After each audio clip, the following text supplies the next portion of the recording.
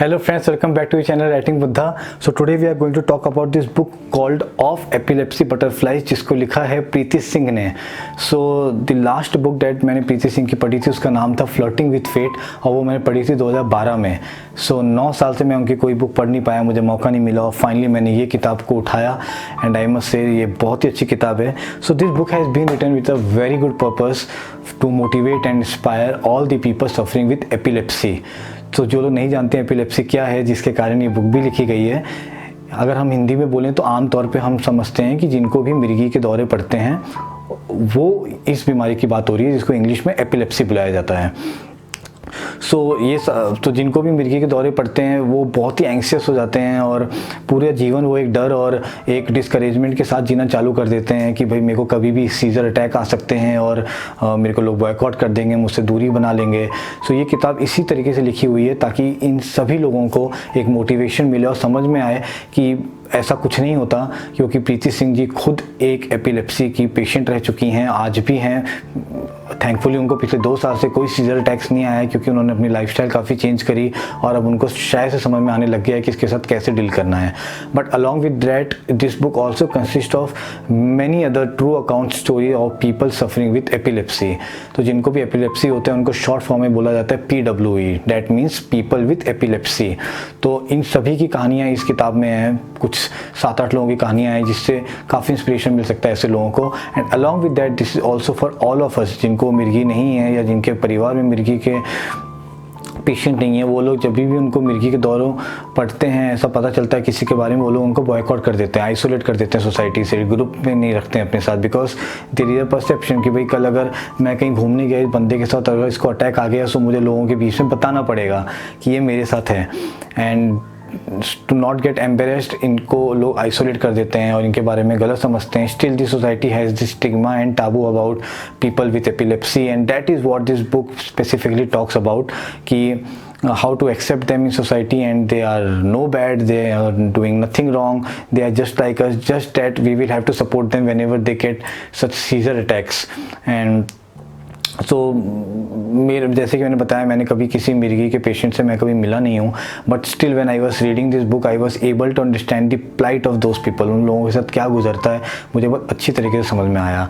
तो प्रीति सिंह जी ने अपनी खुद की कहानी इस किताब में बताई है, जहाँ पे उन्होंने पिछले ऑलमोस्ट 2 साल की उम्र से उनको मिर्गी के अटैक्स आ रहे हैं. सो शी टेल्स कि कैसे उनके और उनके सिबलिंग के बीच में एक हल्का सा भेदभाव था क्योंकि उनके माँ बाप चाहते थे कि प्रीति जी की केयर हो and she was not allowed to go out for a longer time और for to stay for night outs at her friends home, जबकि उनकी बहन को ये सारी प्रिविलेजेस थे. बट तब उनको समझ नहीं आता था, but now she understands it better कि ये सब उनके एपिलेप्सी के कारण था.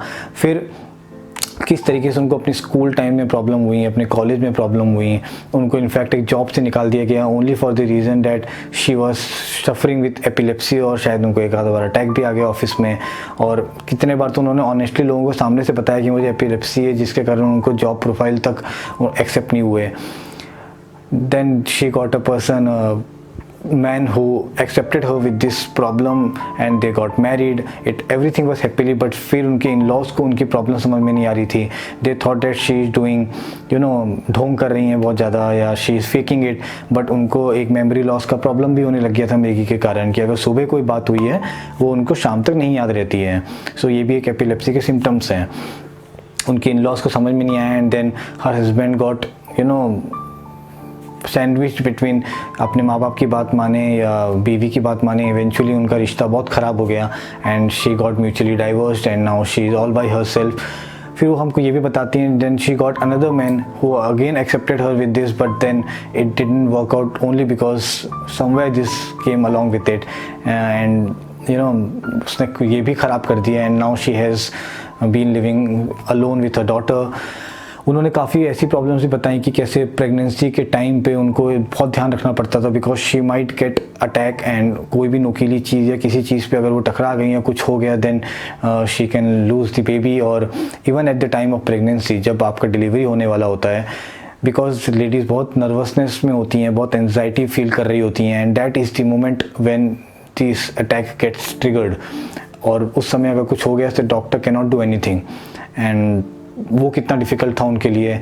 सो when you will get to read Preeti Singh's account, you will understand the problem with epilepsy and you will get educated about it. You will understand the challenges, और आपको पता लगेगा कि इतनी भी कोई बड़ी बात नहीं है. Such people can be lived along with, और हमको समझना पड़ेगा कि that because they are suffering with it, we will have to support them.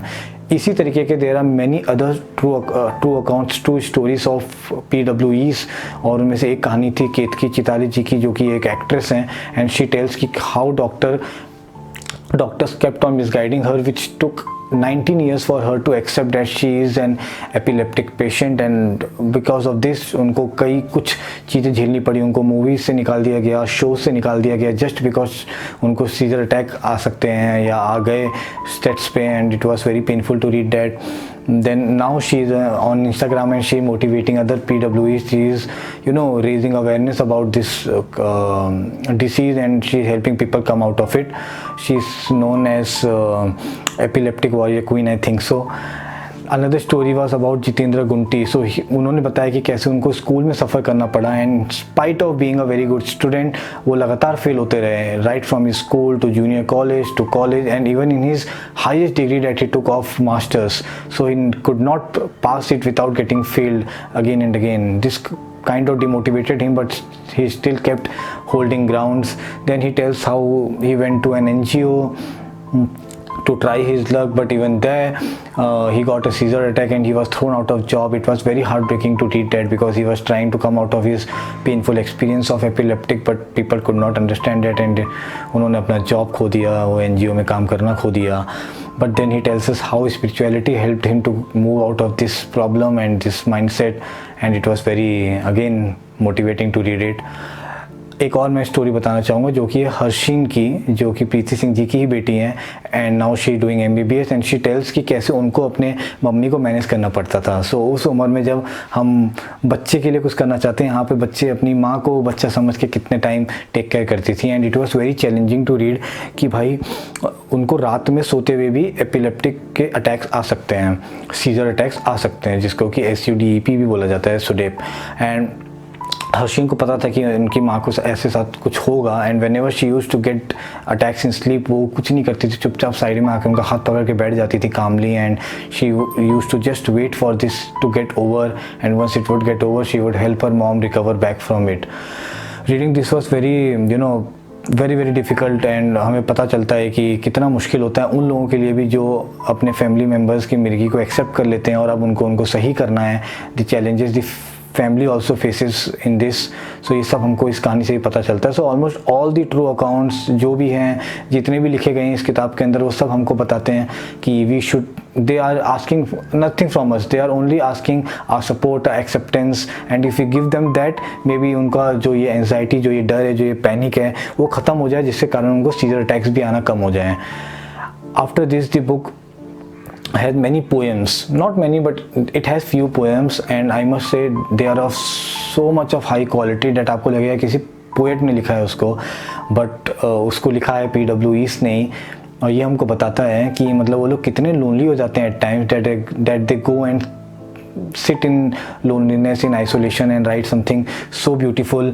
और उनके जो आप poems पढ़ेंगे, आप समझेंगे that they are talking to universe and asking them why this is happening to them, and they tell us what is happening with their mindset, their inside, their inner soul is suffering so much, and all they are asking from universe is just some support so that these seizure attacks can get reduced and they might again get accepted in society. So सभी poems बहुत beautiful है. मैं आपको बताऊंगा कि ये लगता नहीं है कि किसी आम आदमियों ने ये पोएम लिखे हैं, लगता है कि किसी पोएट ने लिखे होंगे. सो ये सभी पोएम बहुत ब्यूटीफुल थे, मुझे काफ़ी पसंद आए. Then last 2/3 of the book is mostly about the short stories that Preeti Singh has written. So starting में मैं काफ़ी doubtful था that when a book already has true accounts of epileptic patient, तो वहाँ पे short stories, fictional stories की क्या ज़रूरत थी. But when I read that, I understood the mindset of all the protagonists in different stories, कि what they go through when they realize that they are an epileptic patient, how their conversations are with people whom they are asking for a job, or if they are going for a relationship, how difficult it becomes to make it explain to their partners or their parents. And कितने बार रिश्ते टूटते हैं। सभी कहानियों में एक चीज़ समझ में आया कि every epileptic patient is very nervous because उनको पता है कि इस बीमारी के साथ शायद से उनको कोई एक्सेप्ट ना करे। So every time they get into a relationship the kind of trauma that they go through in their mind is very nicely described in all these stories, and I just liked reading them. But all the stories are motivating in the end. They are not demotivating, but it will make you understand the problem with the people suffering with epileptic. And आगे मैं बात करूँ तो before this book I had no information about epileptic to be frank, but now after reading this book I have got familiar with so many words such as PWE, जिसका मतलब मैंने आपको बताया people with epilepsy, then AED जो उनको दवाइयाँ मिलती हैं खाने के लिए, देन EEG टेस्ट जो कि सबसे पहला टेस्ट होता है जब आपको कराना पड़ता है whenever you get your first attack and doctor wants to understand कि आपके ब्रेन में क्या कुछ एबनॉर्मेलिटीज़ हुई थी उस टाइम पे when you got this attack. So now I know about it. Seizure attacks, so ये जो अटैक होते हैं मिर्गी के दौरान इनको सीजर अटैक्स बुलाया जाता है। Then SUDEP, as I told you कि अगर नींद में कोई भी अटैक आता है उसको सुडेप नाम से बुलाया जाता है। देन पर्पल डे के बारे में मुझे पता चला जो कि epileptic patient celebrates to motivate themselves. ये सारी चीज़ें हैं made me very confident that अगली बार if I get acquainted with anyone who is suffering from epilepsy, rather than getting fearful or scared if they are getting any seizure attack, I can just go there and help them in some or the other way. So I think इस book का purpose यहाँ ही solve हो गया, और ये इतने अच्छी तरीके से लिखी गई है that you will be able to manage any epileptic patient if you get और अगर आपको भी हो जाता है you would be able to fight it out with motivation and inspiration, जैसे कि सभी ट्रू PWEs पेशेंट ने बताया इस किताब के अंदर। सो एपिलेप्सी तो छोड़ो, even if you are a normal person and you are looking for a self help book, you can go for this one and understand कि अगर एपिलेप्टिक पेशेंट इतना आगे बढ़ सकते हैं अपने लाइफ में with all their problems, troubles, obstacles in life, so you and me can achieve anything. So इसको एक इस तरीके से ना देखें कि ये किताब आपको तभी पढ़नी है if you need to know something about epilepsy, और if you have someone in your family members, or you yourself get suffered with it, but you can read it any which ways and you will still get many motivating and inspirational stories. So इस book को मैं देता हूँ 4.5 stars, and I would recommend all of you to read it because with the true heart set, the way Preeti has made all the efforts in compiling all the stories together and bringing it in one book of not as much pages, but it is only of 200 pages, and still it motivates you and brings so much positivity in your life. So yeah, मैं इसको 4.5 star दे रहा हूँ, and I would recommend it to all of you. Thanks a lot.